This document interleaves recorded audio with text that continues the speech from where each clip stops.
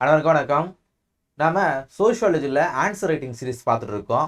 ஒவ்வொரு கிளாஸ்லையும் previous year question paper ஒன்று எடுத்து அது எப்படி நம்ம ஆன்சரை வந்து கன்ஸ்ட்ரக்ட் பண்ணலாம் அப்படிங்கிறத பார்த்துட்டு இருக்கோம்.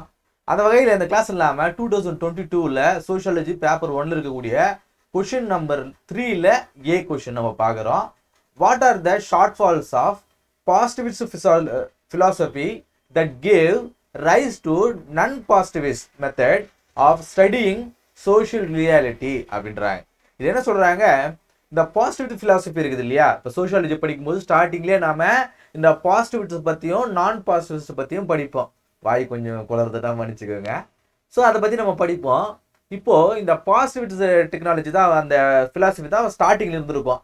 சோஷியாலஜியை உருவாக்குன ஃபாதர் ஆஃப் சோஷியாலஜின்னு சொல்லக்கூடிய ஆகஸ்ட் காம்ட் தான் வந்து அவர் ஒரு பாசிட்டிவிஸ்ட். அதன் பிறகு அவர் தான் சொல்லியிருப்பார், சோஷியாலஜியை உருவாக்குனவரே வந்து அவர் தான் ஃபாதர் ஆஃப் சோஷியாலஜின்னு சொல்கிறோம். அப்படி இருக்கும்போது இந்த பாசிட்டிவிஸ்ட் ஐடியாலஜிலிருந்து எப்படி நான் பாசிட்டிவிஸ்ட் வந்து உருவாச்சு, எதனால இது உருவாச்சு அப்படின்னு கேட்குறாங்க. சரியா, what are the shortfalls, இதோடைய குறைகள் என்னென்ன அப்படிங்கிறது கேட்குறாரு. சரிங்களா, ஸோ இது நாம ஆன்சர் பண்ணுவோம் வழக்கம் போல. ஃபர்ஸ்ட் நாம பாசிட்டிவ் ஃபிலாசபினா என்னன்றது நம்ம சொல்லிவிடணும். முதல்ல இன்ட்ரோடக்ஷன்லேயே நமக்கு எதை பற்றி கேட்டுக்கிறாங்க, இதனால தான் இது உருவாகி இருக்குதுன்னு கேட்குறாங்க. கரெக்டா, இப்போ ஒரு கதையில் ஒரு ஹீரோ எப்படி உருவாகுவான், ஏதோ ஒரு பிரச்சனை அதனால ஹீரோ உருவாகுவான் அப்படின்னா அந்த பிரச்சனை என்ன அப்படிங்கிறத முதல்ல அட்ரஸ் பண்ணிடுவோம். அதன் பிறகு என்ன காரணம், அந்த பாசிட்டிவிஸ்ட்னால எதனால உருவாச்சு அப்படிங்கிறது நம்ம சொல்லுவோம். சரியா, முதல்ல பாசிட்டிவ் ஃபிலாசபி. இந்த பாசிட்டிவ் ஃபிலாசபி ஆனது இன்ஃப்ளூயன்ஸ்ட் பை ஆகஸ்ட் காம்ட், இவர் தான் ஃபாதர் ஆஃப் சோஷியாலஜின்னு சொல்லுவோம்.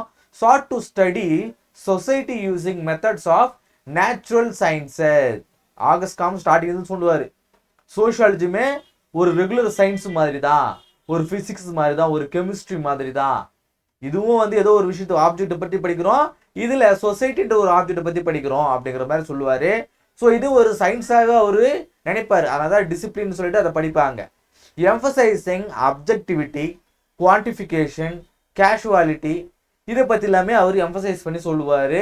பாசிட்டிவ், அதாவது சோஷியாலஜியில் இப்போது ஒரு எக்ஸ்பெரிமெண்ட் பண்ணி நாம் எப்படி கெயின் பண்ணுறோமோ, ஒரு இன்ஃபர்மேஷனை கெயின் பண்ணுறோமோ, அதே போல தான் சோஷியாலஜியுமே இருக்குது அப்படிங்கிற மாதிரிலாம் அவர் ஆர்கியூ பண்ணுவார். However this approach face several shortfalls. இருந்தாலும் இவ இப்படி தான் சொல்ல, ஒரு அப்ஜெக்டிவிட்டியில் இருந்தாலும், குவான்டிஃபிகேஷன் இருந்தாலும், கேஷுவாலிட்டி இருந்தாலுமே இதில் சில ஷார்ட் ஃபால்ஸுமே இருக்குன்னு சொல்கிறாங்க. இது என்ன சொல்லுதுன்னா, it ignore the subjective meaning. ரெண்டு விஷயம் நம்ம பார்ப்போம், அப்ஜெக்டிவ் அண்டு சப்ஜெக்டிவ் அப்படிங்கிறது. கரெக்டா, இப்போ அப்ஜெக்டிவ்னா என்ன, எல்லாரும் நம்புறது, எல்லாரும் ஒரு பொதுவான ஒரு விஷயம் அப்ஜெக்டிவ் அப்படிங்கிறது. சப்ஜெக்டிவ்னா என்ன, கரெக்டா இல்லையா, சப்ஜெக்டிவ்னா என்ன, ஒரு விஷயம் அப்படிங்கிறது இது யாராலுமே முடியாது அப்படின்னா அது அப்ஜெக்டிவ், இது யாராலும் முடியாதுப்பா அப்படிங்கிறது அப்ஜெக்டிவ்.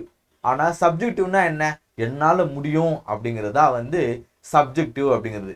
இப்போ ஒரு கோவிலுக்கு போகிறோம், கோவிலுக்கு போனால் நல்லதே நடக்கும் அப்படிங்கிறது ஒரு அப்ஜெக்டிவான ஒரு கான்டெக்ஸ்ட். கரெக்டா, கோவிலுக்கு போனால் நல்லதே நடக்கும் அப்படிங்கிறது அப்ஜெக்டிவ். ஆனால் எல்லாருக்கும் நல்லதே நடக்குதா, கிடையாது இல்லையா, அப்போ அது சப்ஜெக்டிவ் மீனிங். இப்போ இந்த ஹோட்டலுக்கு போகிறேன், இந்த ஒரு ஹோட்டலுக்கு போகிறேன், அங்கே இட்லி வடை சாம்பார் வந்து நல்லா இருக்கும் அப்படிங்கிறது ஒரு பொதுப்படியான கருத்து. நல்லா இருக்கும், எல்லாரும் போய் சாப்பிட்டாலும் அந்த இடத்துல நல்லா தான் இருக்கும், அது அப்ஜெக்டிவ் மீனிங். ஹோட்டலில் போய் ஒரு நல்ல சாப்பாடு, ஒரு பிரியாணி சாப்பிட்றோம், நல்லா இருக்குது அப்படின்னா யார் போய் சாப்பிட்டாலும் அது நல்லா தான் இருக்கும். ஆனால் ஒரு கோவிலுக்கு போனால் நல்லது நடக்கும் அப்படிங்கிறது, எல்லாரும் போனால் அந்த கோவில் எல்லாருக்கும் நல்லது நடக்குமா, கிடையாது, அது சப்ஜெக்டிவ் மீனிங். சில பேருக்கு அது ஆமாம் அங்கே போனால் நல்லது நடக்குதுங்கன்னு வாங்க. இப்போ எங்கள் ஊரில் ஒரு நரசிம்மர் கோயில் ஒன்று இருக்குது மலை மேலே, அது ஒரு பெருமாள் கோயில் தான், யோக நரசிம்மர் கோயில்னு ஒன்று இருக்கும், மலை மேலே இருக்கும். நம்ம சார் வந்து அடிக்கடி ஒரு 3 மாதத்துக்கு ஒரு முறை அந்த கோவிலுக்கு வான்னு கூப்பிட்டு போயிடுவார். ஒரு 1800 படி இருக்கும் அது, அதில் போனால் ஒரு நல்லதே நடக்கும் அப்படின்ற மாதிரி நம்பிட்டு என்ன வேறு அடிக்கடி கூப்பிடுவார். சரி, நமக்கு வந்து இப்போ நம்ம ஒரு எக்ஸசைஸும் இல்லாமல் அப்படியே இருக்கிறோம் இல்லையா, அதனால் சரி நாம் வந்து ஒரு நாள் வந்து ஒரு எக்ஸசைஸ் பண்ண மாதிரி இருக்குது அப்படின்னு சொல்லிட்டு நானும் அவருடைய போயிடுவேன். அங்கே ரோப் கார் ஃபெசிலிட்டியுமே இருக்குது, இருந்தாலும் படியில் தான் நடந்து போவோம். ஸோ ஒரு நாள் நடந்து போயிட்டு வந்தோம் அப்படின்னா, இந்த 3 மாதத்துக்கு ஒரு முறை நடந்து போயிட்டு வந்தோம் அப்படின்னா உடம்பு கொஞ்சம் புத்துணர்ச்சியாக இருக்கும். ஒரு அன்னைக்கு ஃபுல்லாக அந்த டயர்ட்னஸ் ஆனது கொஞ்சம் ஆரோக்கியமாக இருக்குன்றதுனால எனக்கு அதில் பிலீஃப் நம்பிக்கை இல்லை அப்படின்னாலும் அந்த ஒரு எக்ஸசைஸுக்காகவே நான் போயிடுவேன். அவர் எப்போ கூப்பிட்டாலும் வந்து வாமணும்னு கூப்பிட்டா கிளம்பி நான் போயிடுவேன். ஸோ இது அவருடைய சப்ஜெக்டிவ்ல அந்த கோவில் என்ன, அவருடைய சப்ஜெக்டிவ்ல அந்த கோவிலுக்கு போனால் நல்லது நடக்கும்ன்றது அவருடைய சப்ஜெக்ட். எங்கள் சாருடைய சப்ஜெக்ட் வந்து அந்த கோவிலுக்கு போனால் நல்லது நடக்கும். ஆனால் என்னுடைய சப்ஜெக்ட் அந்த கோவிலுக்கு போனால் உடம்பு நல்லா இருக்குது. ஏன்னா அவ்வளோ தூரம் 1800 படி ஏறி இறங்கணும் அப்படிங்கிறதுனால உடம்புக்கு நல்லா இருக்குது. அப்போது இந்த சப்ஜெக்டிவ் அப்படிங்கிறது வேறுபடுதா. ஆகஸ்ட் காம்ட் என்ன சொல்றாரு, இந்த கோவிலுக்கு எல்லாரும் போறாங்க, இது சக்தி வாய்ந்த கோவில் அப்படின்றாரு ஆகஸ்ட் காம்ட். ஆனா அதன் பிறகு வந்த வீபர் மீடுல என்ன சொல்றாங்கன்னா, அந்த கோவிலுக்கு வந்து எல்லாரும் வந்து நல்ல நடக்கிறதுக்காகலாம் போல, சில பேர் வந்து நல்ல நடக்கிறதுக்காக போறாங்க, சில பேர் வந்து உடம்பு ஆரோக்கியமா இருக்கிறதுக்காக போயிட்டு வராங்க, சில பேர் ஃப்ரெண்ட்ஸுடைய கட்டாயத்தின் பேர்ல போயிட்டு வராங்க. ஸோ இப்படி ஒவ்வொருத்தருக்கும் மாறுபடுது இல்லையா. ஸோ அதனால தான் சொல்றாங்க இந்த பாசிட்டிவ் பிலாசபி அப்படிங்கிறது அதோடைய ஷார்ட் ஃபால்ஸ்ல இது ஒரு காரணம். எல்லாருமே வந்து இந்த சப்ஜெக்டிவ் மீனிங்கை அது இக்னோர் பண்ணுதுன்றாங்க. உங்களுக்கு புரிஞ்சிருக்குன்னு நினைக்கிறேன். சரி, social reality unlike the natural values contextual and value laden making strict objectivity impossible. என்ன சொல்றாங்கன்னா, இந்த சொசைட்டியானது வெவ்வேறு வேல்யூ சிஸ்டமும் கொண்டது. கரெக்டா இல்லையா? ஒவ்வொருத்தருக்கும் ஒரு நல்லதா இருக்கும். இப்போ இந்த கோயம்புத்தூர் ரேப் கேஸ் 2 நாளாக நடந்துட்டு இருக்குது. இதுல ஒவ்வொருத்தரும் தங்களுடைய கருத்துக்கள் வந்து சொல்லிட்டே இருக்காங்க. இப்படி எல்லாரும் வந்து ஒரே கருத்தை தான் வந்து ஃபாலோ பண்ணணும் அப்படிங்கிறது வந்து ஆகஸ்ட் காம்ட்டுடைய தேரி. ஆனா அது வந்து எல்லாருக்கும் இன்னைக்கு இருக்கிற சொசைட்டில அது செல்லுபடி ஆகுமா? கிடையாது. அது போலதான் அந்த டைம்லயுமே வந்து பொதுப்படியா இல்லாம எல்லாருக்கும் ஒரு வேல்யூ இருக்கும். நம்ம எத்திக்ஸ் கிளாஸ்ல பார்ப்போம், வேல்யூ அப்படிங்கிறது whether it is right or wrong. கரெக்டா இல்லையா? வேல்யூ அப்படிங்கிறது ஒரு விஷயம், சதிங்கிறது ஒரு வேல்யூ, உமன் எஜுகேஷன் அப்படிங்கிறது ஒரு வேல்யூ. வேல்யூ அப்படிங்கிறது தவறாகவும் இருக்கலாம், சரியாகவும் இருக்கலாம். ஆனால் எல்லாருக்குமே ஒரு வேல்யூ சிஸ்டம் இருக்கு. ஆனால் அதை இக்னோர் பண்ணுதுன்றாங்க. Positivism also fail to account for interpretation, agency, creativity in human actions, reducing individuals to passive responders to external forces. அதான் சொல்றாங்க, ஒவ்வொருத்தருக்குமே வந்து ஒரு இண்டிவிஜுவல் ஐடியாலஜி இருக்கும். அதை இது எம்பசைஸ் பண்ணாம பொதுவா இருக்கு. இன்டர்பிரேஷன் தியரியில என்ன சொல்லியிருப்பாங்க, இந்த சோஷியல் ஃபேக்ட்ஸ் இருக்கும், அதை பத்திலாம் சொல்லியிருப்பாங்க இல்லையா.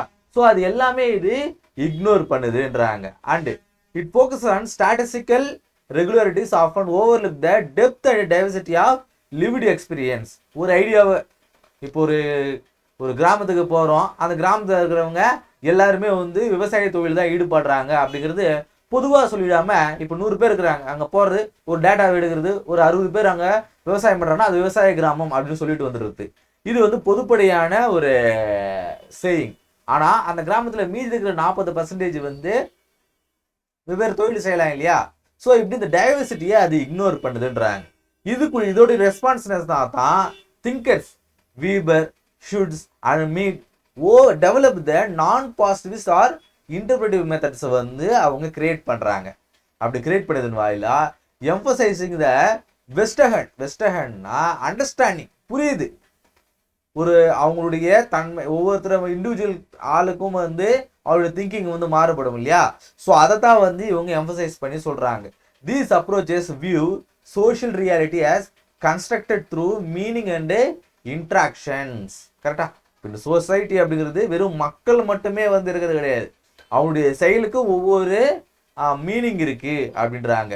Requiring empathetic and interpretive understanding rather Meir observation. அது சும்மா அப்சர்வ் பண்ணி சொல்றது இல்லாம அவங்களுடைய காரணங்கள் என்னென்ன, கரெக்டா, எதனால அவங்க இதை செய்யறாங்க அப்படிங்கிறது அப்சர்வ் பண்ணி அதை அண்டர்ஸ்டாண்ட் பண்ணி தான் நம்ம ஒரு விஷயத்தை சொல்லணும் அப்படிங்கிறது. இதெல்லாம் தான் இதோடைய காரணம் அப்படிங்கிறது.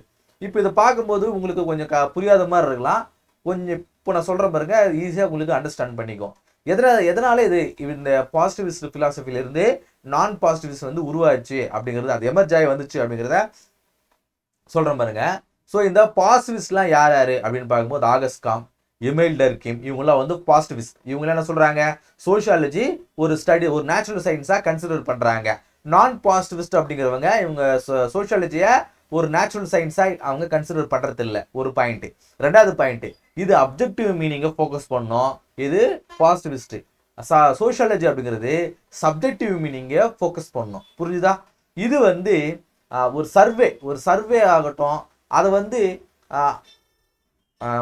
ஒரு சர்வே எடுக்கிறாங்கன்னு வச்சுங்களேன், அதை வந்து பிளைண்டாக வந்து ஃபோக்கஸ் பண்ணணும், காமனாக வந்து ஃபோக்கஸ் பண்ணணும். ஆனால் அது அப்படி கிடையாது. இது வந்து எம்பத்தட்டிக்காக வந்து அப்ரோச் இருக்கும். கரெக்டாக ஒரு ஸ்டாட்டிஸ்டிக்கல் அப்ரோச் இருக்கும், ஒரு கான்டெக்ஸ்டுவல் அப்ரோச் இருக்கும். இது இந்த பாசிட்டிவிஸ்ட் அப்படிங்கிறது. ஆனால் இது அப்படிங்கிறது ஒரு எமோஷனலாக அவங்களோட வந்து சேர்ந்துருக்கு. இன்டர்பிரேட்டிவ் அப்படிங்கிறது இதில் சேர்ந்துருக்கும் அப்படின்றாங்க. புரியுதுங்களா? ஸோ இதுதாங்க. இதை வச்சு நீங்கள் இப்போ இந்த சொல்லியிருக்கிறத இப்படியே மனப்பாடம் பண்ணி நீங்கள் எழுதக்கூடாது. இப்போ நான் சொன்ன விஷயங்கள்ல உங்களுக்கு என்ன புரிஞ்சுது? கரெக்டா? இது சர்வேவை பேஸ் பண்ணியிருக்கோம். எது? ஒரு பாசிட்டிவிஸ்ட் அப்படிங்கிறது. இப்போ அடிக்கடிக்கு வந்து நம்ம ஏரியாவில் சொல்லுவாங்க, மக்கள்கிட்ட கருத்து கணிப்பு கேட்டோம் அப்படின்னு. இது வரைக்கும் நான் இத்தனை வருஷத்துல என்கிட்ட யாரும் கருத்து கணிப்பு கேட்டதே கிடையாது. ஆனால் இவங்கள ஒரு தியரியை வந்து சொல்றாங்க. அது போல தான். கரெக்டா இல்லையா? ஸோ பாசிட்டிவிஸ்ட் ஐடியாலஜி அப்படிங்கிறது ஒரு சர்வே எடுத்தோம், ஒரு ஸ்டாட்டிஸ்டிக், அதாவது கண்டென்ட் ஆனது பேஸ்ட் ஆன் ஸ்டாட்டிஸ்டிக் அண்டு சர்வேஸை பேஸ் பண்ணி இருக்கும். ஆனால் நான் பாசிட்டிவிஸ்ட் அப்படிங்கிறது இன்டர்வியூ பேஸ்டு இருக்கும், இன்டர்வியூ பேஸ்டில் இருக்கும், எம்பத்தட்டிக்கு அப்ரோச் இருக்கும். அவ்வளோதாங்க. இதுதான் நம்ம எழுதணும். ஸோ 150 மார்க்ஸுக்கு நம்ம இதை எழுதினாலே ஒரு 1.5 பேஜஸ் வந்து இது வந்து நம்ம ஆன்சர் ரைட்டிங்கில் நம்ம ரைட்டிங்கில் எழுதினாலே இதை நம்ம அச்சீவ் பண்ணிவிட முடியும். ஸோ அந்த டைம் பீரியடில் இவ்வளோ எழுதுறது பெரிய விஷயம். சரிங்களா? அதனால் நிறைய பாயிண்ட்ஸ் வந்து உள்ளே இன்க்ளூட் பண்ணணும்னு நினச்சி டைம் வேஸ்ட் பண்ணாதீங்க. சரிங்களா? ஸோ இந்த கிளாஸ் உங்களுக்கு யூஸ்ஃபுல்லாக இருந்திருக்கும் அப்படின்னு நம்புகிறேன். என்ன பண்ணுங்கள், இது ஒரு வாட்டி படிங்க. அதன் பிறகு உங்களுக்கு புத்தகத்தை எடுத்து இந்த பாசிட்டிவ் ஃபிலாசபினா என்ன, நான் பாசிட்டிவிஸ்ட் ஃபிலாசபினா என்னன்றத ஒரு வாட்டி படித்து பாருங்கள். படித்து பார்த்துட்டு இந்த கொஷனுக்கான ஆன்சரை எழுதி பாருங்கள். உங்கள் மைண்டில் அது செட்டில் ஆகும். சரிங்களா? இந்த கிளாஸ் உங்களுக்கு யூஸ்ஃபுல்லாக இருந்திருக்கும் அப்படின்னு நம்புகிறேன். அடுத்த கிளாஸ் சந்திப்போம். நன்றி.